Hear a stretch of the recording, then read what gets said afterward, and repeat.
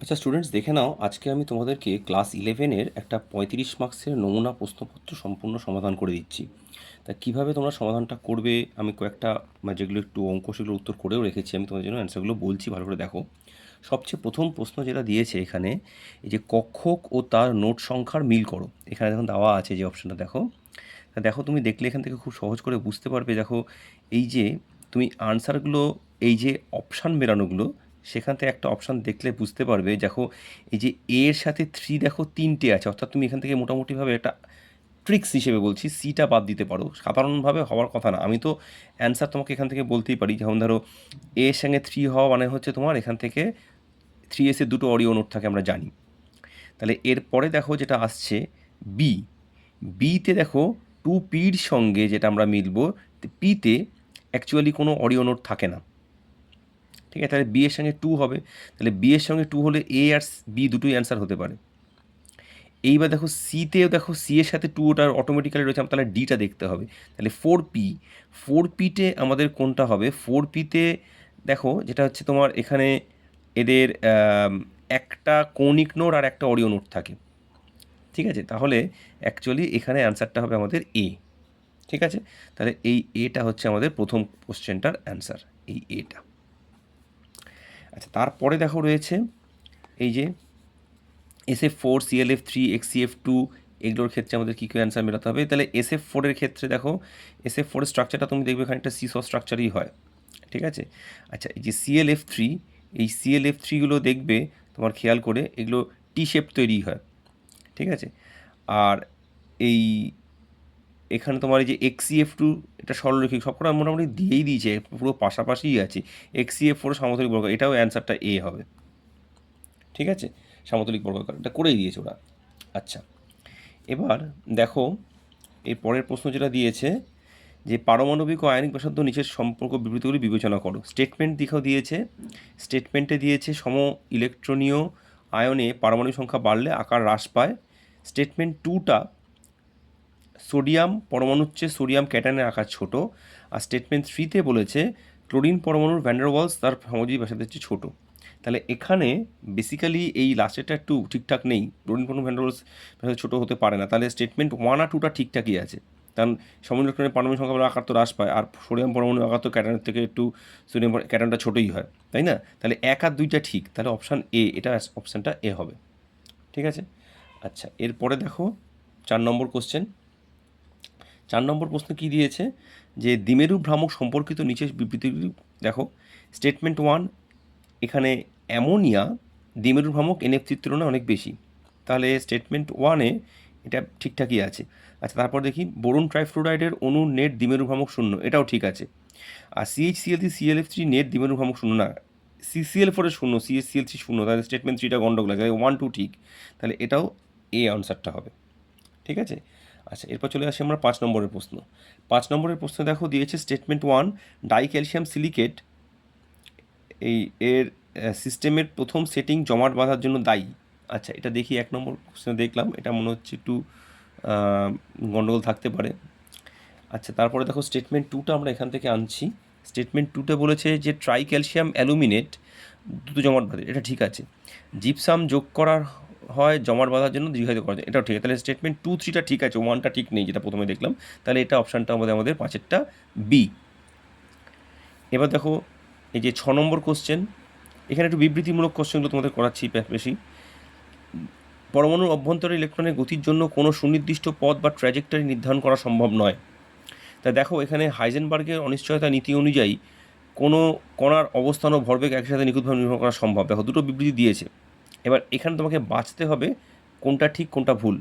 বিবৃতি ও কারণ উভয় ঠিক, কারণ সঠিক ব্যাখ্যা হচ্ছে, একদম এটাই ঠিক আছে। বাকিগুলো তোমরা দেখতে পারো ঠিক ভুল, ভুল ঠিক নয়, সব দুটোই ঠিকঠাক আছে একদম। তাহলে এখানে অপশান এটাই আমি নিয়ে নেব, ঠিক আছে, 6-এরটা এ।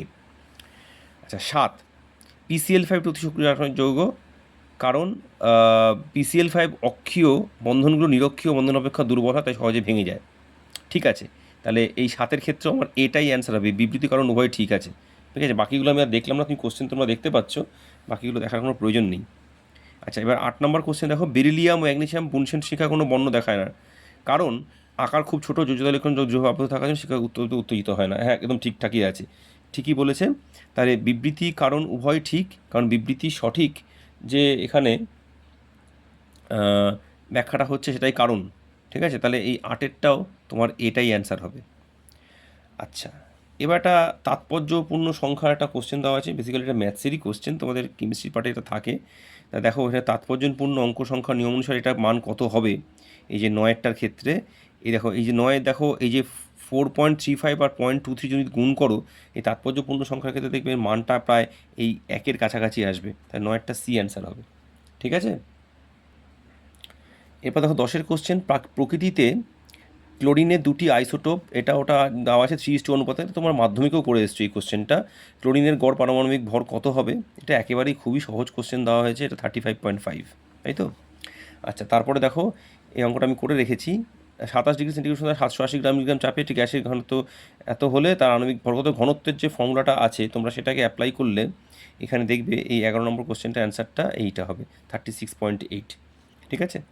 আচ্ছা, হাইড্রোজেন বর্ণালীর লিম্যান শাড়ির দীর্ঘতম তরঙ্গদৈর্ঘ্য এবং বামার শাড়ির ক্ষুদ্রতম তরঙ্গদৈর্ঘ্যের অনুপাতটা কত হয়। লিম্যানের দীর্ঘ, বামারের যেটা ক্ষুদ্র, ঠিক আছে, সেটার অনুপাতটা হচ্ছে 1:3। একটি ইলেকট্রনের গতিশক্তি তার প্রাথমিক মানে 16 গুণ করা হলে ডিব্রগলি তরঙ্গদৈর্ঘ্যে কী পরিবর্তন হবে। দেখো ইলেকট্রনের গতিশক্তির সঙ্গে এইভাবে তো তোমার ফর্মুলাটা ছিল ল্যামডা ইকুয়াল টু h/ρ, তাহলে গতিশক্তির সঙ্গে তোমার যে সম্পর্কটা যেটা আসে সেটা অনুযায়ী দেখলে তোমার দেখা যাবে এটা 1/4 গুণ হয়ে যাবে। ঠিক আছে, একটি ইলেকট্রনের অবস্থানের অনিশ্চয়তা ডেল্টা এক্স তার ডিব্রগলি তরঙ্গদৈর্ঘ্যের সমান হয়, তার বেগের অনিশ্চয়তা ডেল্টা ভি প্রকৃতিক মানে সঙ্গে কতটা পরিবর্তন হবে। দেখো এই 14টা যে অ্যান্সারটা হবে তাহলে এটা হচ্ছে 1/4π। আচ্ছা, 15 নম্বর কোশ্চেন দেখো, নিচে কোয়ান্টাম সংকেতগুলির মধ্যে 4f কক্ষকের জন্য কোনটা সঠিক নয়। দেখো 4f এর জন্য সঠিক নয় কোনটা, NL এটা ঠিক আছে। তাহলে এখানে দেখতে হবে, দেখো প্রত্যেকটা কোশ্চেন অপশানগুলো ভালো করে দেখো, অপশানটা ভালো করে না দিলে তোমরা ব্যাপারটা বুঝতে পারবে না অ্যাকচুয়ালি কোন কোশ্চেনটা ঠিকঠাক দিয়েছে আর কোন কোশ্চেনটা ঠিকঠাক দেওয়া হয়নি। আগে অপশানটা ভালো করে দেখো, 4টে অপশানকে খুব ভালো করে দেখো। এই 4টে অপশানের মধ্যে তুমি এখান থেকে বুঝতে পারবে অ্যাকচুয়ালি কোনটা ঠিকঠাক দেওয়া রয়েছে। তা দেখো এখানে n = 4, 3 এটা +1, তাহলে L3 হলে এটা ঠিক আছে, এটাও ঠিক আছে।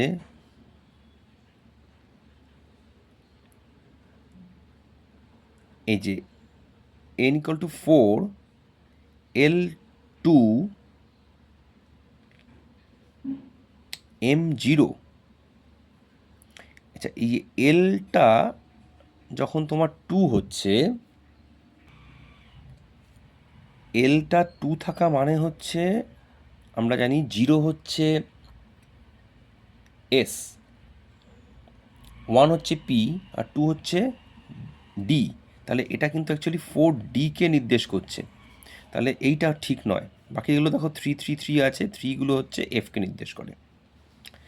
আচ্ছা, সম ইলেকট্রনীয় আয়নের ক্ষেত্রে পারমাণবিক সংখ্যা বাড়লে আয়নের আকার কীভাবে পরিবর্তন, একটু আগে এটা করে এলাম, এইরকমই কোশ্চেন দেয় টেস্ট পেপারগুলোতে। তা এটা আমরা জানি যে হ্রাস পায়। 17তে দেখো দিয়েছে 4s কক্ষক থেকে ইলেকট্রন অপসারণ 3D কক্ষক থেকে অপসারণ হচ্ছে সহজ কেন হয়। দেখো এটা খুব ভালো প্রশ্ন, অপশানগুলো তোমরা দেখে নাও, আমি তোমাদের বলছি। বেসিক্যালি ব্যাপার যেটা, এই যে 4s কক্ষক থেকে অপসারণটা কঠিন, এই 3D যখন তোমরা ঢুকে যাচ্ছে আমাদের 3D কক্ষকের ক্ষেত্রে 1 নম্বর হচ্ছে গিয়ে 4s থেকে ইলেকট্রনটা বেশি দূরে হয়। তা গড় দূরত্ব বেশি হয়ে গেলে কি হয়, ইলেকট্রনের প্রতি আকর্ষণটা কমে যায়, তার ফলে এই অপসারণটা এখানে এই যে 4s কক্ষকে ইলেকট্রনটা অপসারণ 3D কক্ষকের থেকে সহজ হয়ে যায়। আবার এটাও মাথায় রাখতে হবে 3D কক্ষকের যে ওই যে তোমার মানে ভেদন ক্ষমতাটা কম, সেটা অপশানটা দেয়নি, তাহলে আমি সেটা লিখতাম, এখানে ভেদন ক্ষমতা বেশি কথাটা দিয়ে রেখেছে বলে অপশানটা ঠিকঠাক নিলাম না। ঠিক আছে, মাথায় রেখো 3D ক্ষমতা ভেদন ক্ষমতা কম যদি এটা অপশান দিত তাহলে কিন্তু সেটা নিতাম। আচ্ছা, 18 কোশ্চেনটা দিয়েছে সালফার এর ইলেকট্রন আসক্তি অক্সিজেনের চেয়ে বেশি কেন। দেখো এখানে সালফারের আকার বড়, ইলেকট্রন বিকর্ষণ কম, সালফারের নিউক্লিয়ার আধান বেশি, এটা ঠিক না, ঋণাত্মকতা কম না, অক্সিজেন সালফারের 3D না, এই প্রথমটা অ্যান্সারটা হবে, সালফারের আকার বড় হওয়া ইলেকট্রন বিকর্ষণ কম আছে। ঠিক আছে। আচ্ছা, চলে হলো 18টা হয়ে গেল। এরপর চলে আসছি আমরা, দেখো 19 নম্বরের কোশ্চেনটা ভালো করে দেখো। ঠিক আছে, ভিএসিপিআর তত্ত্ব অনুযায়ী XeF4 এর জ্যামিতিক গঠন এবং আকৃতি কীরকম হবে। দেখো XeF4 এর ক্ষেত্রে আমরা জানি এটা অষ্টতলকীয় অক্টাহেড্রাল হয়, বাকিগুলো দেখার কোনো প্রয়োজনই নেই। এই পিরামিডিওর কথাটা বলেছে, এটা আসবে না।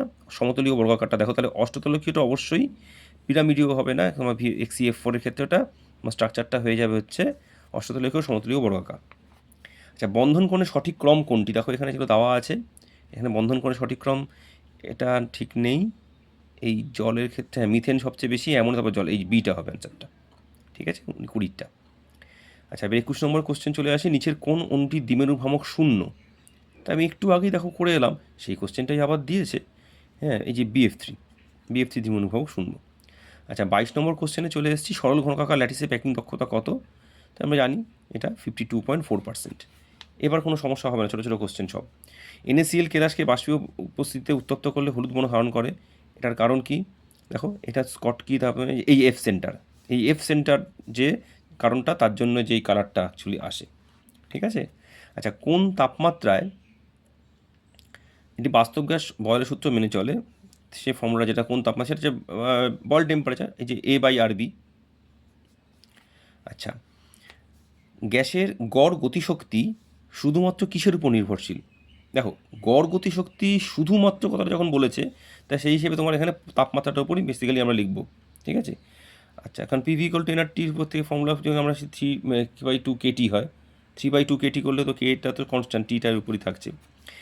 সিন গ্যাস বা ওয়াটার গ্যাস থেকে হাইড্রোজেন উৎপাদনের হার বৃদ্ধির জন্য ওয়াটার গ্যাস শিফট বিক্রিয়া ঘটানো হয়, এতে কোন অনুঘটক ব্যবহৃত হয়। তো দেখো এই যে পুরো প্রসেসটা, তুমি এগুলো সব মুখস্থ রাখতে হবে, এগুলো মুখস্থ না রাখলে তুমি তো করতে পারবে না, তাই না। তাহলে এখানে আয়রন ক্রোমেট এই অ্যান্সারটা হবে।